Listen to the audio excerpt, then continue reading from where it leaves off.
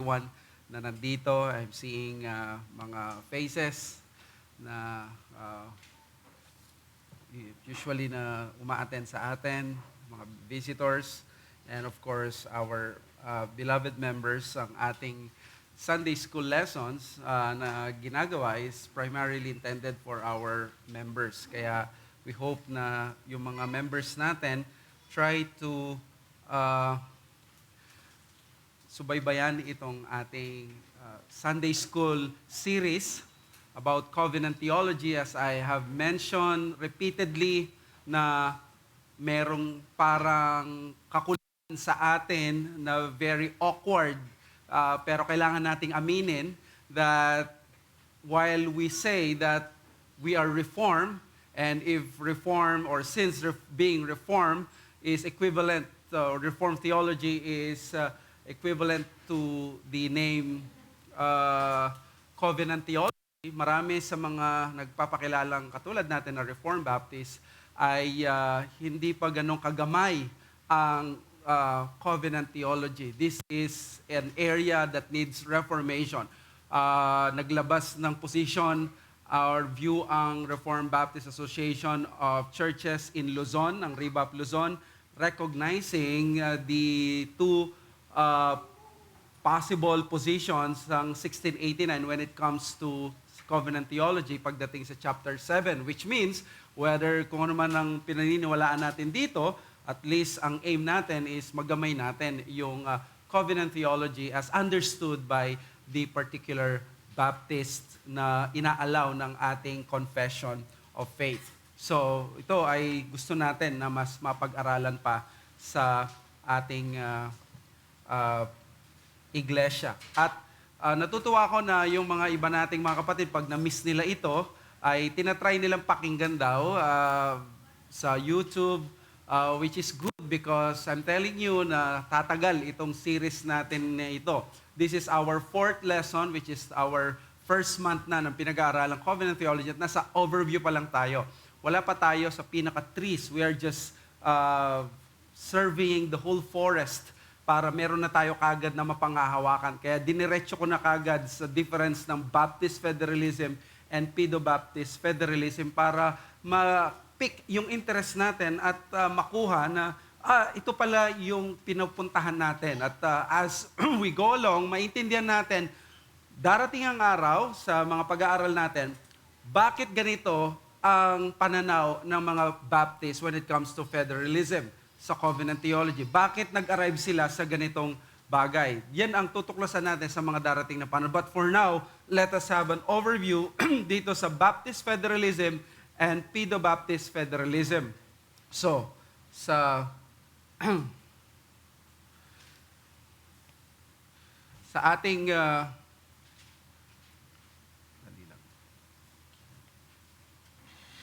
ating pinag-aaralan, ang lesson natin is Baptist Federalism and Pedo-Baptist Federalism Part 2. As we have mentioned, when we say federalism, baka dahil nasa 1689 Federalist conviction kayo, ay iniisip natin this is automatically about 1689 federalism.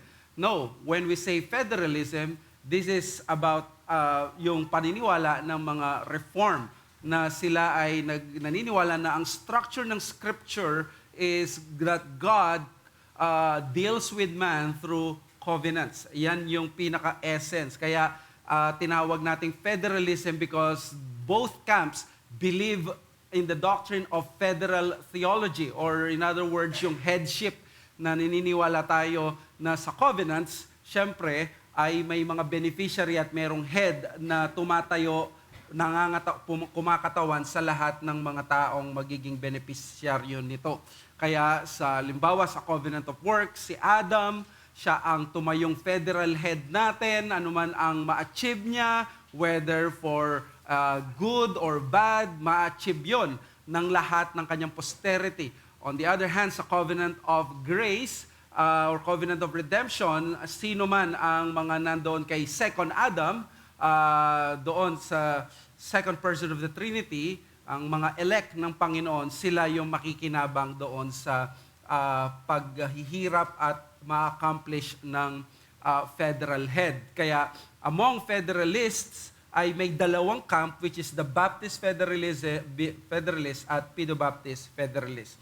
Sa Jeremiah 31 to 33, nandito yung passage na very famous sa mga Baptist at maging sa mga Reform, whether covenant theologian ka or dispensationalist or ano man ang paniniwala mo when it comes to biblical theological systems ng Scripture, itong passage na ito, you cannot avoid it. But it is interpreted in a different way. Basahin natin ang Jeremiah 31 to 33. Behold, the days are coming, declares the Lord, when I will make a new covenant with the house of Israel and the house of Judah, not like the covenant that I made with their fathers on the day when I took them by the hand to bring them out of the land of Egypt. My covenant that they broke, though I was their husband, declares the Lord. So, sabi dito, magkakaroon daw ng new covenant. In-announce na dito na magkakaroon ng new covenant. At ang covenant na ito, it is not like the covenant na ginawa ng Diyos with their fathers. So, dito, pag binasa ito ng isang Baptist, makikita niya merong pagkakaiba. Kasi when it comes to the Old Covenant, lahat naniniwalang may Old Covenant. Ang issue is, pagdating sa New Covenant, anong klase silang covenants? Kasi, di ba, ang paniniwala ng Pedo-Baptist Federalism, these are all one covenant of grace.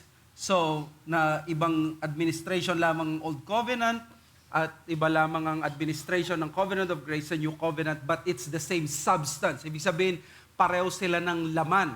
Kaya pag tiningnan ito ng Pedo-Baptist, ang Jeremiah 31, ang sasabihin niya, yes, may pagbabago, may pagkakaiba, pero yung pagkakaiba niya is a matter of escalation, nag-escalate siya at nag-iiba siya, pero it's the same quality. Pwedeng mag-iba siya ng quantity, kaya pagdating dito, ay nag-iiba siya pero it's the same substance. So pag sinabing, let's say, ang circumcision sa Old Covenant, pag yun yung covenant sign, pagdating naman dito sa New Covenant, magiging baptism. Kaya it's the same thing pero nag-iba lang. Kumbaga ang pag gumamit ka dito sa typology, ang lilitaw parang grayscale. Parang sa una puti hanggang nagiging gray, but it's the same arrow, it's the same thing. Iba kapag katulad ng isang iba kapag sinabi mo na ito ay isang entity na kakaiba siya, different siya. Pag sinabi mong different in quality, doon na papasok yung Baptist lens. Kasi pag sinabi ng Baptist, binasa niya ang New Covenant, new talaga siya. Which means, ibang substance ang Old Covenant, ibang substance ang New Covenant. In fact, they are not one covenant of grace. Ang isa dyan ay yun ang covenant of grace. Yung isa ay hindi siya covenant of grace. So, makikita ninyo with just this passage, nag-iiba na ang position ng mga Baptists at ng mga Presbyterians. Same people who love the Lord, who have that same attitude, respect sa Scriptures, yet pagdating sa Lente na ito, nag-iiba sila. Kaya sa review natin, ang organic unity ng Covenant of Grace in the Old Covenant and New Covenant, nakikita ng mga Baptist yung discontinuity. Dahil nga magkakaiba sila. No, hindi lang siya parang grayscale na nag-iba lang ng kulay, nag-iba talaga siya ng pinaka-substance. I don't know if they were using yung sino bang gumamit no na parang ito ay sa simula nagkaroon ng progress pero it's a different entity pagdating dito like yung isang frog sa una parang tadpole and then pagdating doon it's a different na it's a different form na I don't know who used that illustration. But we see here inconsistencies ng Pedo-Baptist Federalism na tinawag ni Jeff Johnson na fatal flaw. Pag may nakikita tayo na kinikriticize ang mga Baptists when it comes to our refusal to baptize children, it's not really because of explicit teaching lang na wala sa New Testament. Yun ang usual na paniniwalaan, wala kasi binaptize sa New Testament. But according to Jeff Johnson, merong fatal flaw sa theology. It's deeper than having just explicit or yung kawalan ng explicit text.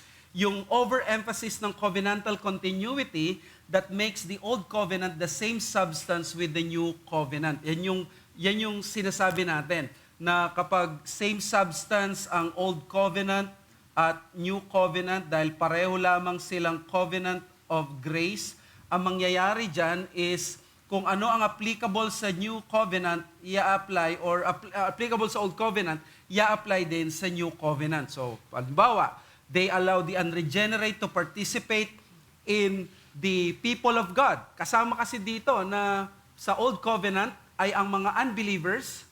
So kapag anak siya ng isang Hudyo, circumcise siya. So dahil pareho silang covenant of grace at same substance lang, when it comes to the new covenant, nagkakaroon ngayon ng lisensya. Okay? Nagkakaroon ng license sa new covenant. Bakit ibabaptize yung bata na kahit hindi nag-profess ng faith, alam natin, hindi siya regenerate, pero bakit ibabaptize siya? Because the text is not found in the new covenant, the New Testament text, but in the old covenant. Inamin mismo yan ni B.B. Warfield at ang kanilang mga magagaling na mga theologians that their text is actually from the Old Covenant and they are allowed to do that because of their system. So you see, ganito sila magbasa ng Scripture. At syempre, ang gusto nating hanapan dito, syempre, inconsistent sila dahil nililimit yung position na yon sa immediate offspring. In other words, yung anak nila, papaano yung anak lumaki? Hindi siya nag-profess ng faith. Paano yung kanyang magiging anak, yung magiging apo na? So, dyan nagka-problema ang mga Pedobaptist sa Amerika. Sa Amerika, nung dumaan yung ibang henerasyon, yung mga anak ng mga believers, lumaki sila, members sila ng church, pero non-communicant members sila, pero nung lumaki sila, members sila ng church, pero walang profession of faith. Kaya nga, di ba, sabi ni A.A. Hodge, kinailangan na naman nilang gumawa ng isang terminology para ma-make sure yung mga lumalaking mga tao na mga anak nila, paano pag nag-profess sila ng faith, paglaki. Ayan, magkakaroon ng kumpil, yung confirmation, na yung mga binaptize nila ng bata, hindi pa nag-profess, pero pag nag-profess sila ng pananampalataya, magiging communicant. Di ba kapag sa Katoliko na kumpilan ka, pwede ka nang mag-participate sa Lord's Supper. Pwede ka na mag-participate sa communion. Ganon sa Pedobaptist. So yung bata na hindi pa nag-profess ng faith, binaptize nila, kakaloon muna ng confirmation. The question is, paano kung lumaki siya, hindi siya nagpo-profess ng faith, hindi siya nagko-communicate, at nagkaroon na siya ng anak, at gusto niya magstay sa church, and in the United States, ang expectation hindi ka Catholic, ang expectation ay Protestant ka, member ka ng church. So doon pumasok yung halfway covenant. Yung halfway covenant, ito yung paniniwala ng mga transatlantic na mga Reformed Pedobaptists na ibabaptize yung apo, di ba yung first generation, ito yung believer talaga. Tapos yung anak niya, siya yung second generation, ito yung unregenerate. Hindi siya nag-profess, unbeliever siya. So, papaano kapag nagkaroon ng third or fourth? So, ibabaptize siya, hindi pwede sa tatay dahil yun magulang, unbeliever. So, ibabaptize upon the faith of their lolo o lola. So, again, very inconsistent dahil pupunta ka doon. At alam niyo ano naging result nito? May mga churches sa Amerika na after hundreds of years, ang mga members nila ay naging mga unregenerate. Sabihin ng buong church ay nag-lead astray dahil nga dumami na yung mga members pero hindi sila communicant, ibig sabihin hindi sila nag-profess ng pananampalataya. And according sa iba, this is the genius nung tinatawag na the marks of the church, which is the primary mark is the preaching of the word, but the maintaining marks, pag hindi mo maintain yon at pinasok sa church mo, over a period of time, mawawala yung church. At ang ginagawa doon yung sacraments. Pag yung church discipline nawala, yung sacraments nawala, over a period of time, mawawala yung mga tunay na mananampalataya dyan sa iglesia. So, this is Pedo-Baptist theology. Again, we are not doing this out of hatred, out of anger, or parang gusto lang natin na i-embarrass sila. At times we feel, pag nagtuturo din naman sila, they do this, they expose kung ano yung position ng mga Baptists. And that's what we do. We want to have an open communication when it comes to this, sa mga bagay na to, without questioning their sincerity sa pananampalataya. Ayan, yung historical case na nakita natin. Now, let us proceed sa Baptist federalism. So, ano ang pagkakaiba ng Baptist federalism? Ano yung pag-baptist sa atin? Ano yung paniniwala natin? 'Di ba ang mga Presbyterian Federalists, they believe in the covenant of grace, but it is administered sa Old Covenant, sa New Covenant. So may hati yan. Tingnan lang natin. So it's the same thing. Meron siyang one substance, two administration. Pero anong ginawa ng mga Baptists, at least as far as history is concerned? Sa 1689 Confession of Faith natin, ang ginawa ng mga Baptist, karamihan ng mga particular Baptist framers ng 1689, no, except doon sa iilan o iisa, si Thomas Hardcastle, na may ibang posisyon, they rejected itong one substance, two administration. Sinabi nila na hindi tama na tingnan na merong one substance lang at may dalawang pamamalakad lang yung covenant of grace. Nabibigyan ng lisensya yung new covenant na mag-practice na maging part ng covenant community, yung mga anak nila na circumcised sa old covenant, ganun ang gagawin sa new covenant. Hindi pumayag ang mga Baptist, at least doon sa particular Baptist position. So, what happened doon? The Baptists affirm yung mga bagay na kaya nilang i-affirm sa kanilang conscience. For example, sa chapter 11, paragraph 6, they affirm the doctrine of justification being present in both testaments. So again, tingnan natin, no? May Old Covenant, may New Covenant. Ang sabi ng mga Baptist, what can we affirm? What can we agree with you is that merong grace dito, merong grace dito. Merong salvation dito, merong salvation dito. Hindi totoo yung pangamba ng iba na ang logical conclusion or logical end ng Baptist federalism or whatever you call it, 1689 Baptist federalism, ay mawawala yung grace sa Old Covenant. Malinaw sa position ng mga Baptist doon sa chapter 11, paragraph 6, iniwasan nila yung Socinian heresy na walang grace sa Old Covenant. In other words, may naliligtas sa Old Covenant. Let me ask you, si Abraham ba ligtas? Sila Adam, sila David, yung mga disciples or mga believers, ang dami niyan, naligtas sila, may grace doon. Pero, ano yung hindi nila in-affirm? Tingnan muna natin yung London Confession, chapter 11, paragraph 6. The justification of believers under the Old Testament was, in all these respects, one and the same with the justification of believers under the New Testament. In other words, both testaments, Old and New Testaments, yung justification ay pareho. Kung ano yung way of salvation, by grace through faith alone, sa New Testament, it's the same thing. Yan ang sabi sa Romans chapter 4, di ba? Paano naligtas si David? Paano naligtas si Abraham? Kasi ang ginawa ni Paul sa Romans chapter 1 verses 3, pinakita niya, everyone is under the condemnation of God. And then sa chapter 3 verse 21 to 26, pinakita niya, it is only by grace through faith in Jesus na God became the justifier, the just and the justifier of those that believe and have faith in Jesus. Sabi niya, saan ang galing ang doctrine na ito? Sabi sa Romans chapter 4, ayun, si Abraham na justify na. Sabi niya, ayun, si David under the law na justify. It's the same thing. May justification, may sanctification, may Holy Spirit sa Old Testament.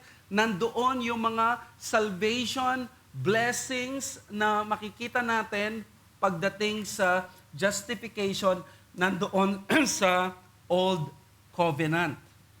But, having said that, ano yung hindi natin pwedeng i-affirm? So, meron tayong sinang-ayunan sa mga Pedobaptist.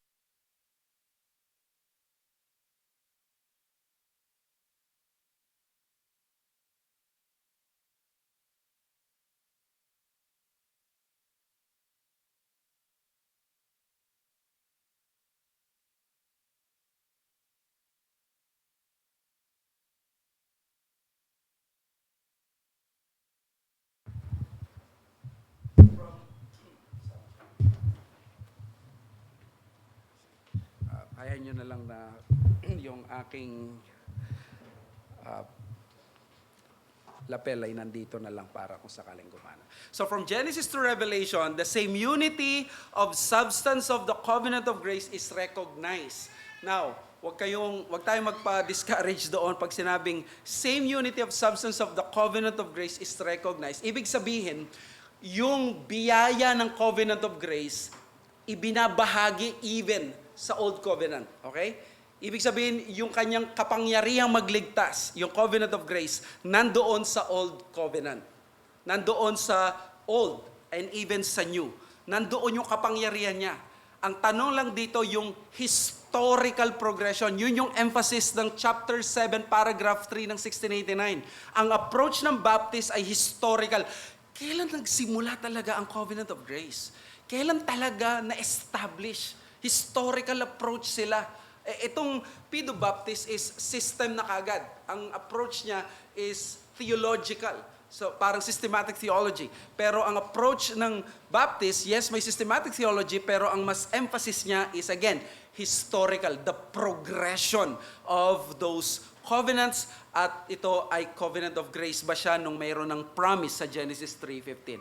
Now, ano sinabi niya? Yung substance of power or yung blessing ng covenant of grace, pwede nang makita sa Old Covenant and even sa New Covenant, pero dininay niya when it comes to the Old Covenant, the same unity is denied when it comes to the Old Covenant and the New Covenant. Ibig sabihin, pagdating sa Old Covenant and New Covenant, ibang substance ang makikita natin. Pero yung power nito, yung unity niya from Genesis to Revelation, its power to save ay ina-apply.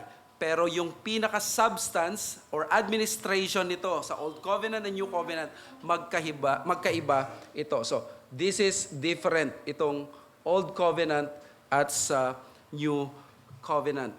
Let me just use itong book na very helpful. We cannot deny it, no? Even though something tragic happened sa ministry ni Sam Renihan, but I would just quote yung kanyang excellent book when he said, "Where Owen diverged from each other was on the relationship of the Old Covenant to salvation. Reformed theologians commonly assigned a typical character to the Mosaic Covenant, recognizing that its symbols and shadows pointed to Christ. But the question arose as to whether their typical character made them distinct from the blessings to which they pointed. If there were a difference in substance between the type and antitype, one would have to acknowledge a difference in substance between the Old and New Covenants. If the difference were merely one of degree or quantity rather than quality, one could retain the teaching that the Old and New Covenants were simply two phases of the same covenant." So, kung kayo yung tipo na binasa sa inyo yan at di nyo gaano naintindihan, huwag kayo ma-discourage. I had to read that multiple times para maintindihan ninyo. But that's the reason why you have pastors. They have to explain to you yung mga bagay na ganito. Ang sinasabi dito, si John Owen, kahit siya ay Pedobaptist, kahit siya ay Congregationalist, hindi siya 1689 believer, nag-depart siya sa position ng mga Pedobaptist. Kaya nga nagsasabi sa kanila, minsan tinatawag siyang Baptist kasi ang covenant theology niya ay mas malapit at mas katulad ng mga Baptist kasi sinabi niya, nag-depart siya sa posisyon ng mga Pedo-Baptist na ang sinasabi ng mga Pedo-Baptist, ang Old Covenant at ang New Covenant ay pareho lang ng substance. Pero sinabi ni John Owen doon na yung Old Covenant at New Covenant ay magkaiba ng substance because finalo niya yung teaching sa typology because yung type at antitype ay magkaiba. Different substance. Pag sinabi pong type, hindi yung gusto mo siya. Yung type ay tupos, pattern. So, ang ibig sabihin nito ng pattern at pagdating sa New Testament is the anti-pattern which is the real. No? The real pattern, the reality. So, itong type parang anino, itong anti-type yung reality. So, parang yung anino ng tao, pagdating sa New Testament, New Covenant, ito na yung buong tao. So, ang sinasabi dito, ang tanong, yung bang anino at tao magkapareho? Magkaiba, di ba? Yun ang belief ng Baptist at ni John Owen. Ang antitype, shadows, ang type, ang shadows, ay iba doon sa pinaka-substance at yung person. Pag sinabi mong blood of bulls sa Old Covenant, iba sa blood of Christ sa New Covenant. Iba sila. Pag sinabi mong the rock sa Old Testament that followed the Israelites sa wilderness, it's a literal rock. Sa New Covenant, it's Christ. It's different substance. Meron silang relationship? Yes, meron silang relationship. Yung rock, nagpo-point kay Christ. Nagkakaroon ng tinatawag na greater na revelation, nagkakaroon ng escalation, nagkakaroon ng greater manifestation, pero hindi siya equivalent. Hindi siya parehong-pareho. Kaya nga, yung shadow, iba sa substance. Yung type, at yung antitype. At sinasabi dito, yung Old Covenant ay puno ng type at yung New Covenant, yung reality, ibig sabihin, magkaiba ang Old Covenant sa New Covenant. So, sabi ni John Owen, if the difference were merely one of degree or quantity rather than quality, one could retain the teaching that all the New Covenants were simply two phases of the same covenant. So, kung ang Old Covenant at ang New Covenant, nagta-travel siya, parang lumalaking araw lang siya, humahabang araw siya pagdating dito, parang grayscale, parang malabo tapos naging malinaw lang siya, but it's the same araw. Sabi ni John Owen, tama ang Pedo-Baptist because it's the same thing. Kaya nga sabi nila, pag circumcision, pwedeng equivalent ngayon doon sa baptism. Sabi ng mga Baptist, hindi. Ang mga types sa Old Testament at yung antitype sa New Testament, magkaiba ng substance. Hindi mo pwedeng ikumpara si Kristo na siya ang dugo ng mga yung bulls and blood of bulls and goats. Iba yung blood of the Lamb na nasa New Covenant. So, magkaiba sila. Dahil magkaiba sila, ang relationship lang nila is one thing, nagpo-point siya, yung Old Covenant, nagpo-point siya doon. Okay? So, tingnan natin yung difference ng Baptist Federalism sa tatlo.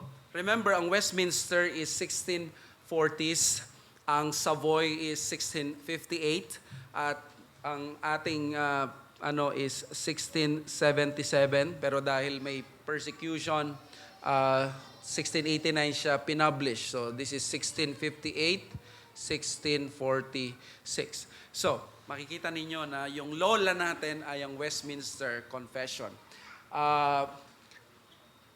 At yung Savoy, ang ating nanay, at ang bunso, o yung anak, at saka yung apo ay ang 1689. Tanggap natin yon. Ang hindi lang nating tanggap ay yung mga may charge na wala daw maisip ang mga Baptist ng opya na lang. Malinaw ito sa sinabi ni Jim Renihan sa kanyang Baptist Symbolics, yung to the impartial reader, to the judicious and impartial reader, binanggit na niya doon yung preface ng mga framers. Sinabi ng mga framers, wala silang intention na gumawa ng bago at gumamit ng bagong language para sabihin yung mga karamihang paniniwala naman nila. Kinopya nila para ipakita nila na mas malapit itong mga Baptist na ito sa mga Pedo-Baptist dahil sa kanilang theology kaysa sa kanilang mga Armenian brethren na Baptist. May mga General Baptist kasi nun. Ang mga General Baptist, nadidikit sila sa Socinianism, sa mga ibang mga heresies. Kasi ang mga General Baptist, they do not want itong mga confessions na ito. Kaya sabi ng mga particular Baptist, gusto namin ma-identify, we are also part of your legacy ng mga reformers, dahil part sila ng separatist movement, gusto namin kunin na lang yung language, pero babaguhin na lang namin sa mga bagay na iba ang paniniwala namin, namely ecclesiology. At pagdating sa titingnan mo, no, yung 1689, di ba? Makikita mo diyan yung chapters 1 to 6. Yung chapters 1 to 6, nag-a-agree ang lahat, pare-pareho, Westminster, Congregationalist, Baptist, pare-pareho yan. Orthodox faith yan. Chapter 1 about scriptures, chapter 2 about God, and nandyan na yung Trinity, nandyan na yung creation, nandyan ang providence, nandyan na yung basic beliefs natin. Pagdating sa chapter 7, ang sabi ni B.B. Warfield, this is the architectonic plate ng belief ng Reform, which is the covenant. Nandito yung solusyon dahil ang chapter 6 in-explain doon ay yung fall of man. Ano yung magiging solusyon nung in-expound yung chapter 6, if I'm not tama ba, chapter 6 yung about sa fall of man, ano yung magiging solusyon? Ang magiging solusyon is God deals with man through covenant. This is the solution. The solution is the covenant pagdating sa problema ng tao. Kaya sa chapter 5 ng Westminster, nakalagay ganito, this covenant was differently administered in the time of the law and in the time of the gospel. Under the law, it was administered by promises, prophecies, sacrifices, circumcision. So nakikita ninyo yan, no? Yung ginamit yung word na administration. So nandito yung pag-administrate sa iba't ibang paraan. May isang covenant lamang pero na-administered differently. Pag tiningnan mo sa Savoy, which is the Congregationalist, it's the same. Sabi niya, they had been differently and variously administered in respect of ordinances and institution. Tignan nyo naman itong mga particular Baptist. Mga panira, sabi, this covenant is revealed in the gospel, first of all, to Adam in the promise of salvation by the seed of the woman, and afterwards by further steps until the full discovery thereof.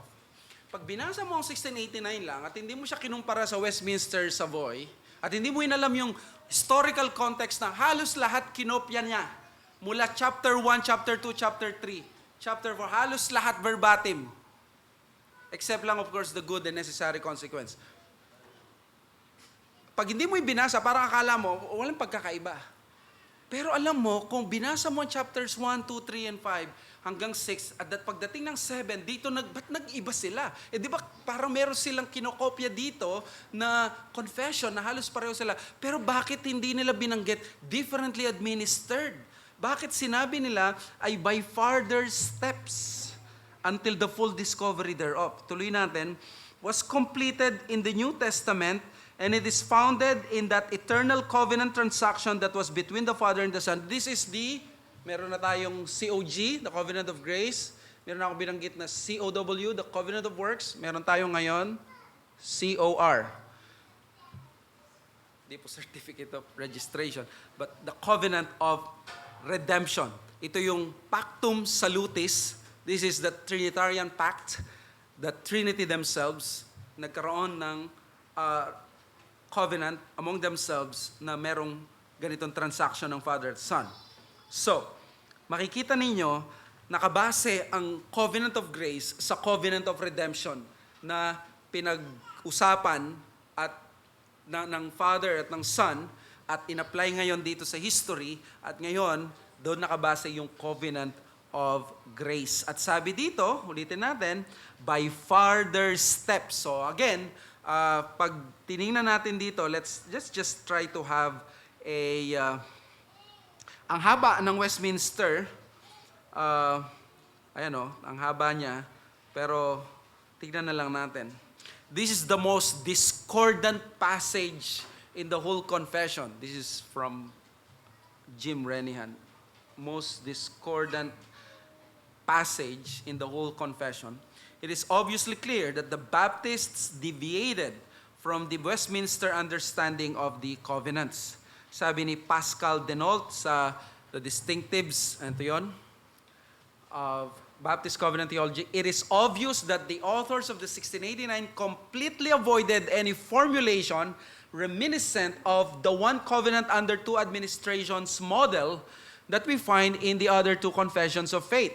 This absence must be interpreted as rejection of the theology behind this formulation and not as an omission of an attempt at originality. Ayan.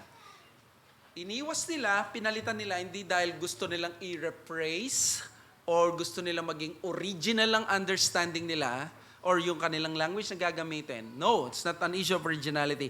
It is a rejection of the theology ng mga Pedobaptists when it comes to covenant theology. So, let me continue. The Baptists' opinion regarding the Presbyterian model of the covenant of grace concords exactly with that of John Owen. So, si John Owen talagang malapit siya sa mga Baptist, particular Baptist when it comes to covenant theology. Sabi niya, we may consider that Scripture does plainly and expressly make mention of two testaments or covenants and distinguish them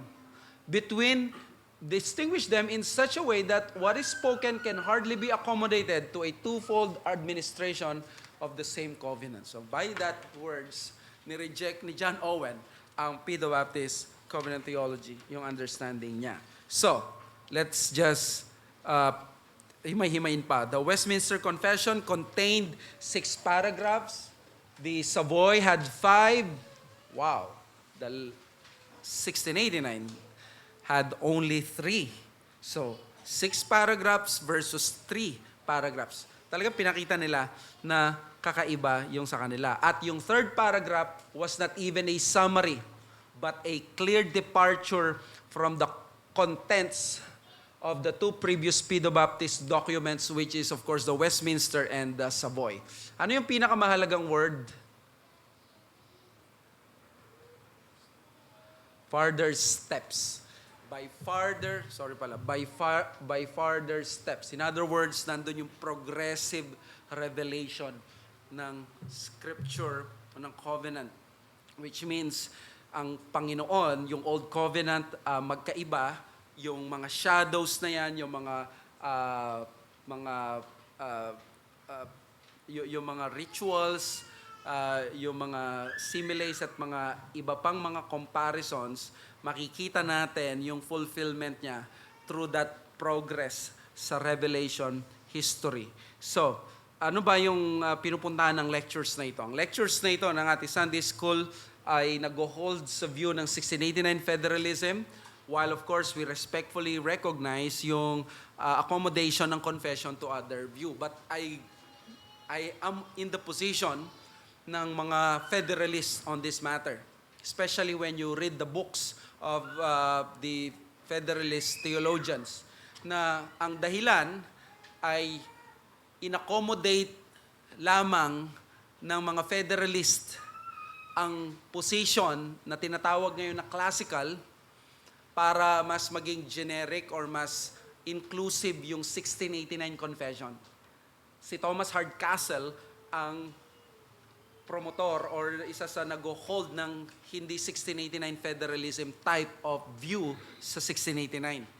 Pero inaccommodate siya, so yung language ginawang mas generic, mas general, para hindi siya maging specific at hindi unnecessarily ostracize yung mga katulad ni Thomas Hardcastle. Pero, ang punto dito, ang minority position sa mga framers ay yung view ng tinatawag ngayon na classical. Ang dominant view sa kanila is what is equivalent ngayon ng 1689 federalism.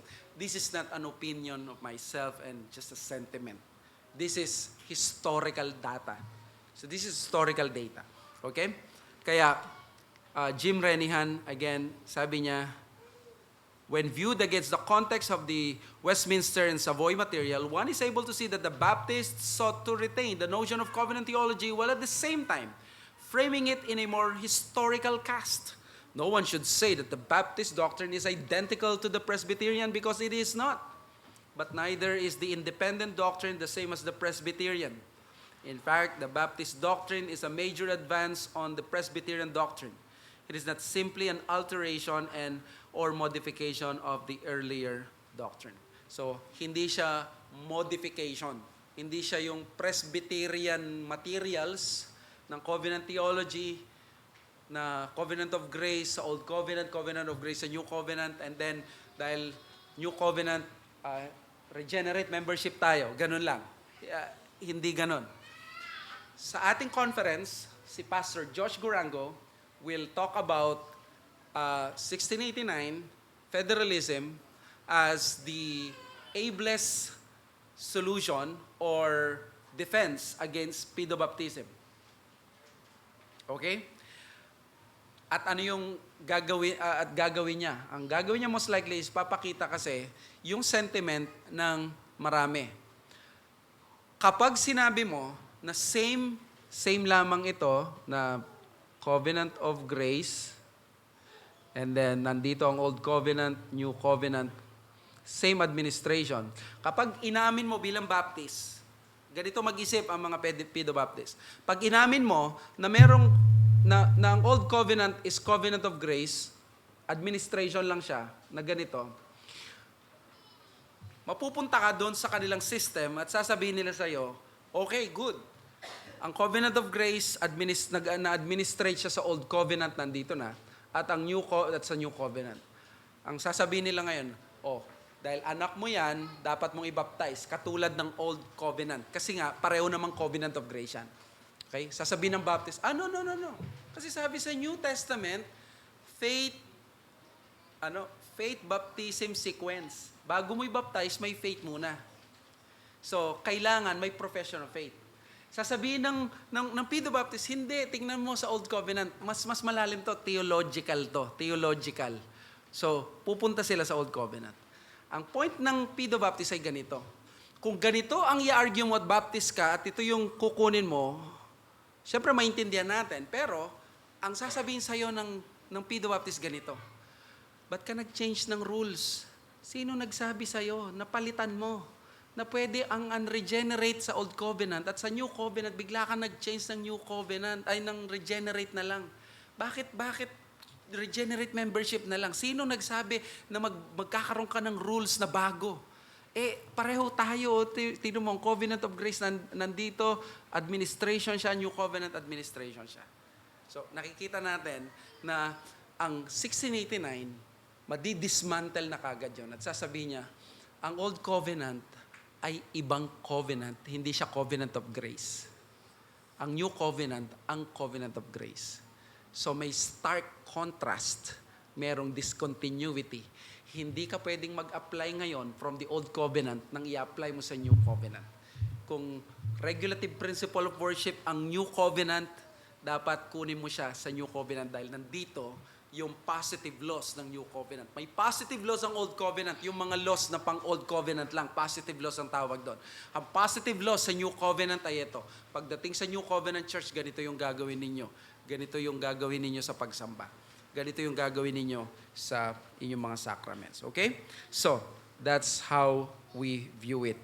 Now, sa Baptist Federalism, let me just say this. Number one, the covenant of grace is progressively revealed. The very identifiable difference is the teaching of the covenant of grace was merely announced and promised in Genesis 3:15. So, ni-reveal pa lamang ang covenant of grace sa Genesis 3:15. Sabi ni John Owen, its lack it lacked its solemn confirmation and establishment by the blood of the only sacrifice which belonged to it before it was done in the death of Christ. It had not formal nature of a covenant or a testament, as our apostle proves. For neither, as he shows in that place, Hebrews 9:15-23, would the law given at Sinai have been a covenant had it not been confirmed with the blood of sacrifices. To that end, the promise was not before a formal and solemn covenant. Ang sinasabi niya dito, wala pa talagang covenant na nangyari sa Genesis 3:15. Tsaka, imagine mo, magtatayo siya ng covenant. Ang kausap niya doon, si serpent. And then, the Second London Confession borrowed its theological understanding from the First London Confession. Skip na natin to, alam na natin to. Ang pinupoint out lang dito, yung redemptive historical progression ng gospel ang main focus ng Second London Confession. So, the Second London rightly used the more comprehensive testimony of the whole scripture that the gospel revealed in Genesis 3:15 is progressively revealed throughout redemptive history of Ephesians chapter 2, verse 12. Remember that you were at that time separated from Christ, alienated from the commonwealth of Israel, strangers to the covenant of promise, having no hope and without God in the world. So ang emphasis natin dito yung the covenants of promise. So ito ay mga tipan ng pangako. Hindi siya tipan pa na katulad ng New Covenant. So, the framers of the Second London's conviction of the progressive nature of the gospel gave them their best argument on why they insist on their unique ecclesiology. So, what do we say in number 2? The covenant of grace is fully revealed in the New Covenant. So, progressively revealed, tapos it is fully revealed in the New Covenant. So, yung usual na diagram dito is eto, Old Covenant, New Covenant. So, pagdating dito sa cross, ang mangyayari ay papunta siya doon, nare-reveal siya, pero pagdating dito, magkakaroon ng stop. Nandyan ang mangyayari. So, therefore, sa Covenant of Grace na fully revealed, nag-escalate lang siya, pero pagdating sa New Covenant, it's the real thing ang dumating. Kaya the second element that led Baptists to insist on the rejection of the Pedo-Baptist model on the Covenant of Grace is that dito lamang siya fully na-reveal. By further steps, nag-grow at na-develop into a fuller and more complete revelation. Mula sa shadows, nagkaroon ng substance. Okay? Therefore, the covenant of grace that precedes the new covenant, because covenant of grace that precedes the new covenant, therefore, covenant of grace precedes the new covenant because, I'm sorry, mali yata yun. But the thought is the new covenant is the very covenant of grace. Sabi ni Pascal Denault, according to Benjamin Kitch, the expression, the covenants of promise that can be found in Ephesians 2:12 refers to the covenant of grace. To speak of it as a promise implies that it was not yet accomplished and was not yet in the form of a testament or a covenant. The Baptists believed the new covenant was the accomplishment of the promise, or in other words, the accomplishment of the covenant of grace. So that was the explanation of Kitch. So even when the covenant of grace did not formally exist in the old covenant, sinners in the Old Testament were still saved by the virtue of the new covenant, not by the old covenant. At yan yung in-explain ni Sam Renihan about John Owen. Through typology, the old covenant portrayed salvation in Jesus Christ, but it did not offer salvation in and of itself. Owen distinguished between being saved under the old covenant and by virtue of the old covenant. So, ang Baptist ay eto, old covenant at new covenant. This is the covenant of grace at ang old covenant is a covenant of works. So that means, paano naligtas ang mga nasa old covenant people? Through the virtue, or by the virtue of the new covenant. It's in the power of the new covenant. Kaya pag nag-alay sila noon ng tupa, yung pag-aalay na yon, napapatawad yung kasalanan talaga nila noon. But yung kapatawaran ng kasalanan nila is just for them to remain faithful at manatili doon sa land, sa covenant na yon. Kasi pag nag-alay sila, magiging faithful Jews sila at magiging mananatili yung standing nilang ganon. Pero not necessarily na sila'y napatawad sa kanilang kasalanan. Kasi ang daming mga nag-offer sa temple ng blood of bulls and goats, yet they were not saved. Masisave sila if they have seen yung shadows na yon, yung blood na yon, na according sa binasa mo ngayon sa New Testament, pag binasa mo ang Hebrews, na yung blood pala na yon, yung Passover lamb na yon, yung Passover meal, it transcends, it points to something. Meron pala siyang pupuntahan, hindi lang pala ito magte-terminate sa Exodus na maliligtas sila from Egypt. That is what they received nung panahon na yon.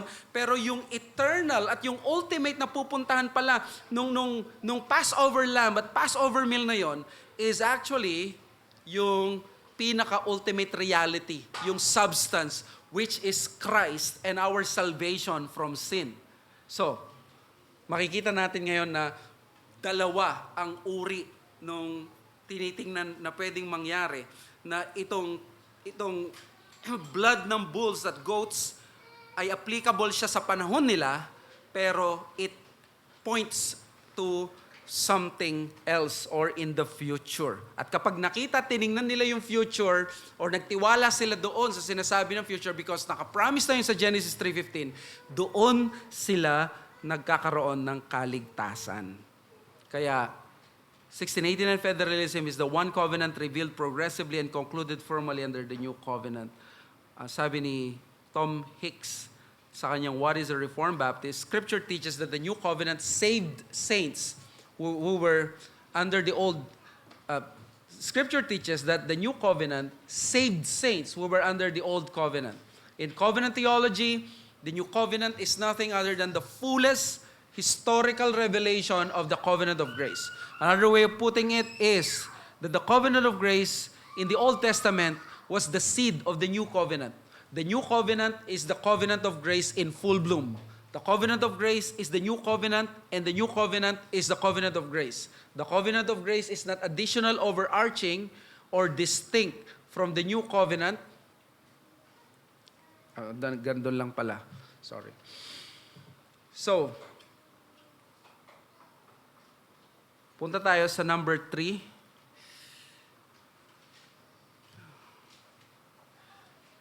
The only entrance to the covenant of grace is by faith alone.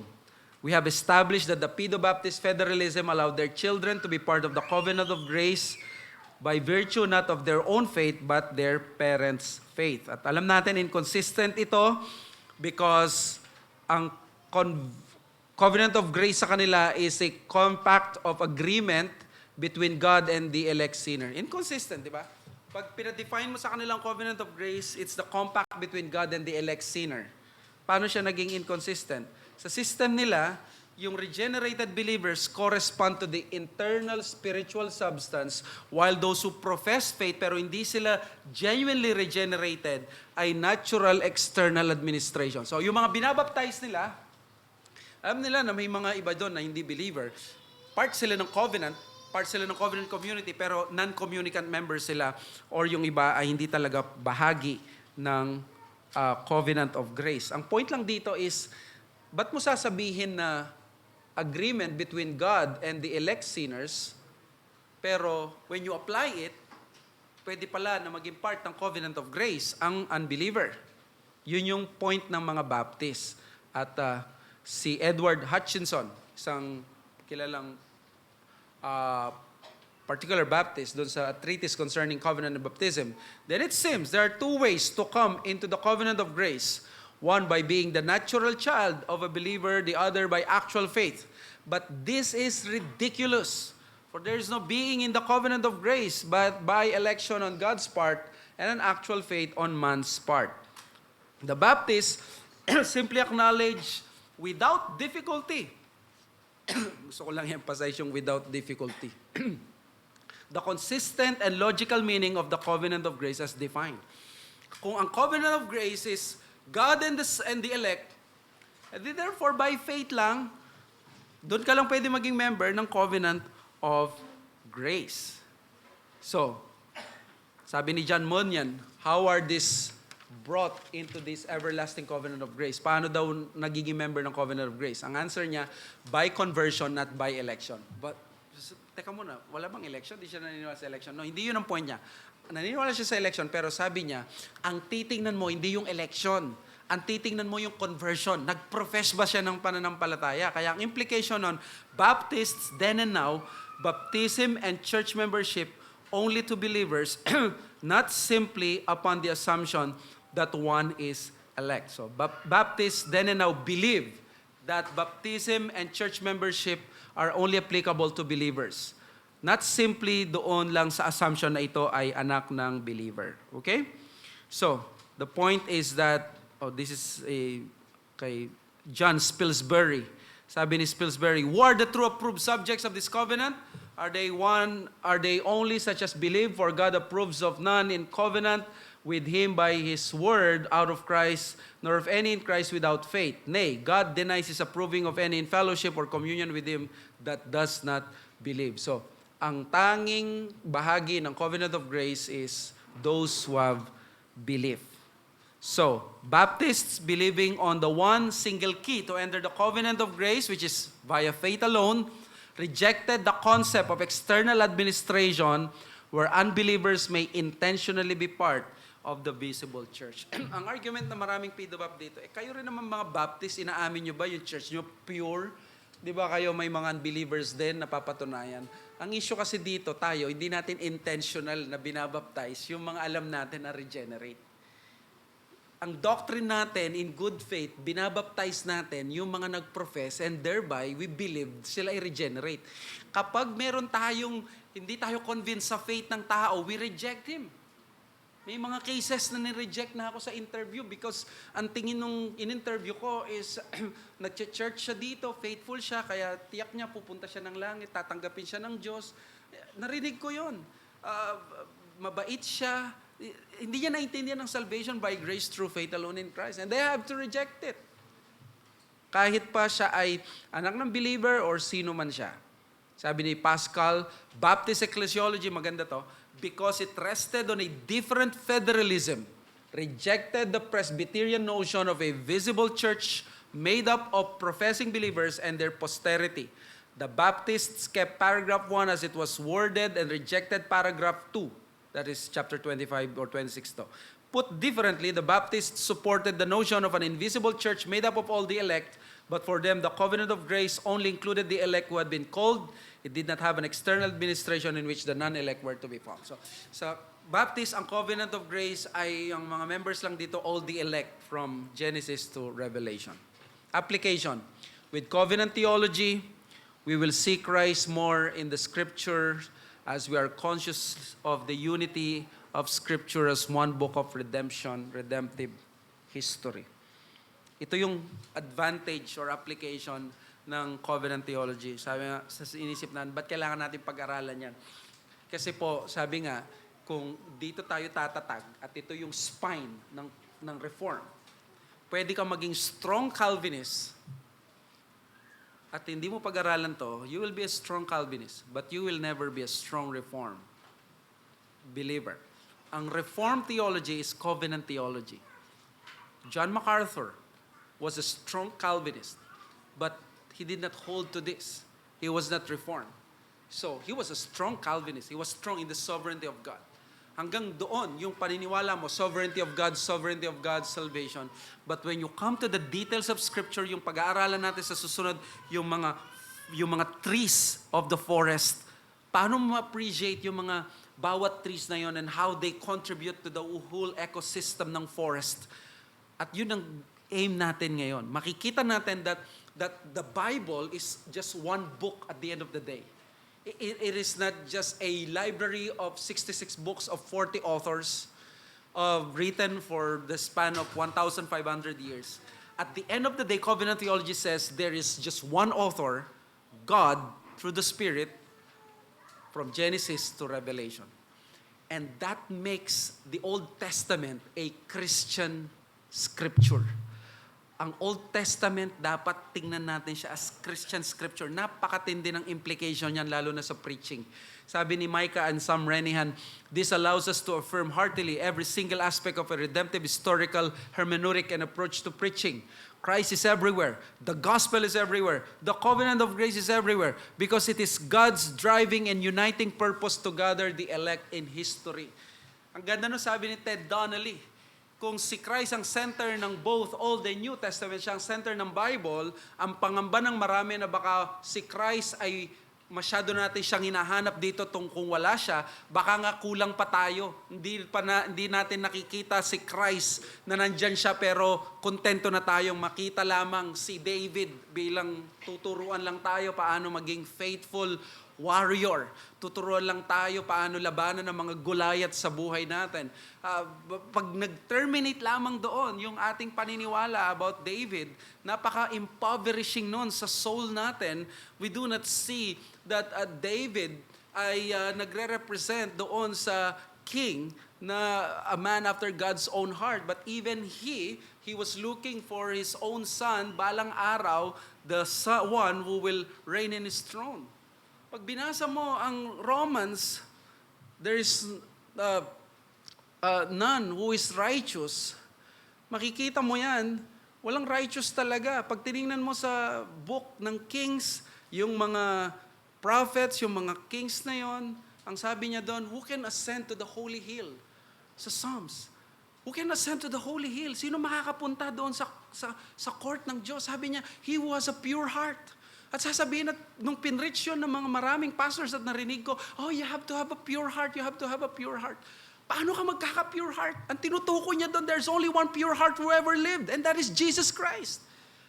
Ang Psalms na yun, it's expounding who Jesus Christ is. He's the only person who ever lived na may pure heart. Siya lamang ang tatanggapin ng Diyos. So from that Psalm, makikita mo si Christ, may pipreach mo.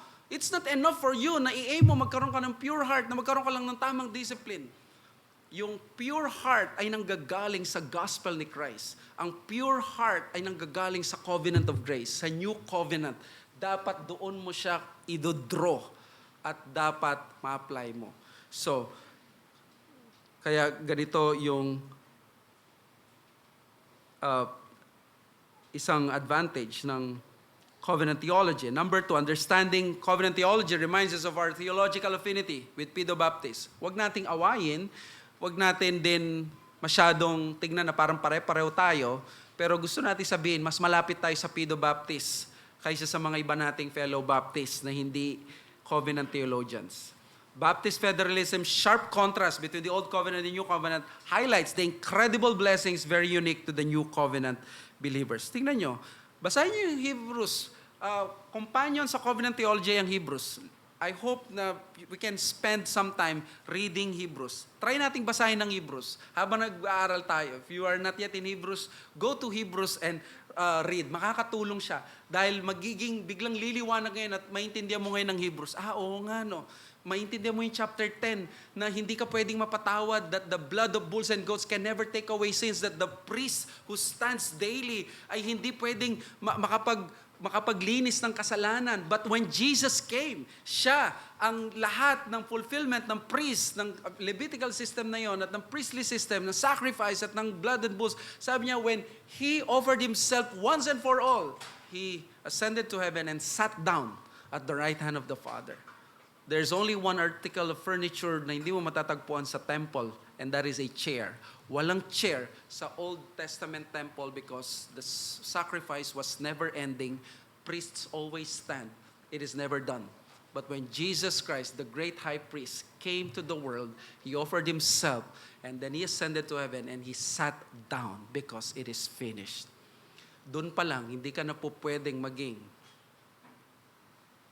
premillennialist na maghahintay na marirebuild ang temple at babalik sa Old Covenant sacrifice. It would be an absurdity na maghintay ngayon na ang temple marirebuild at babalik sa, mawawala na yung parenthesis yung church. Pag nagkaroon ng tribulation, babalik na sa Israel ang focus at mag-aalay ng tempo. That is an absurdity ngayon. So, tignan niyo sa Hebrews 11:39-40, and all this, though commended through their faith, did not receive what was promised, since God had provided something better for us, that apart from us, they should not be made perfect. Sabi sa 1 Peter 1:10-11, concerning the salvation, the prophets who prophesied about the grace that was to be yours, search and inquired carefully, inquiring what person of time or the Spirit of Christ in them was indicating when He predicted the sufferings of Christ and the subsequent glories. Ang sinasabi niya dito is, these people, it was revealed to them, sabi doon, they were serving not themselves but you.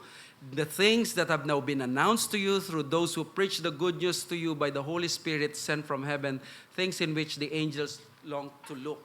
Ang inisip natin, sana maging katulad ako ng Old Covenant believers, si Moses, si David, si Abraham, na may ganun akong advantage. No!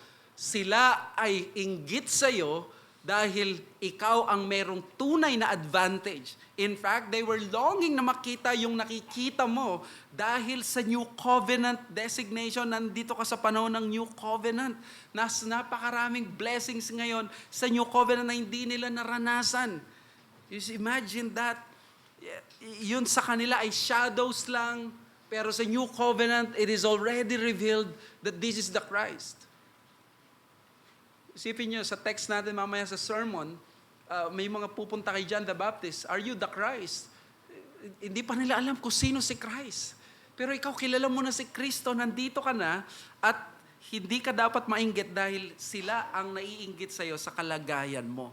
Kaya kung reminder din to sa aming mga preachers, New Covenant calling natin na i-highlight ang mga bagay na to in order for us to really become New Covenant preachers. I always say to my fellow preachers dito as I want to influence them, you cannot preach an Old Testament text or any text in the Bible as if the New Covenant had not happened.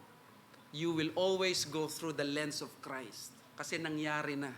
Hindi ka na pwedeng mag-preach ng Exodus at makikita mo lang at ipipreach mo lang ay yung Exodus paglaya nila at maging paano maging victorious, magtiwala lang sa pananampalataya. No. You have to teach it as a Christian text. If it is a Christian text, Christ should be there.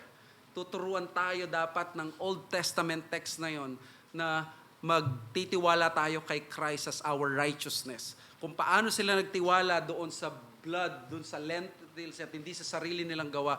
In the New Covenant lens, tuturuan tayo na kahit Exodus pa yan, kahit Leviticus pa yan, magtitiwala tayo kay Kristo na siyang pinaka-fulfillment ng mga dugo na yon at doon lang tayo makakahanap ng tunay na acceptance mula sa Diyos. In fact, doon tayo makakahanap ng tunay na kabanalan because si Christ ang nagbibigay ng tunay na salvation and sanctification. Let us pray. Father, thank you for allowing us to finish this lecture and we pray na magtuloy-tuloy ang aming understanding sa covenant theology, magtuloy-tuloy ang conversations, and salamat sa mga bagay na pinagkakalob mong ito sa amin. And we pray, Lord, na ang mga bagay na ito ay mas lalo na matanyag, makilala, mas lumabas si Kristo as you have intended Him na nandoon sa text at doon sa pag-aaral namin na yon,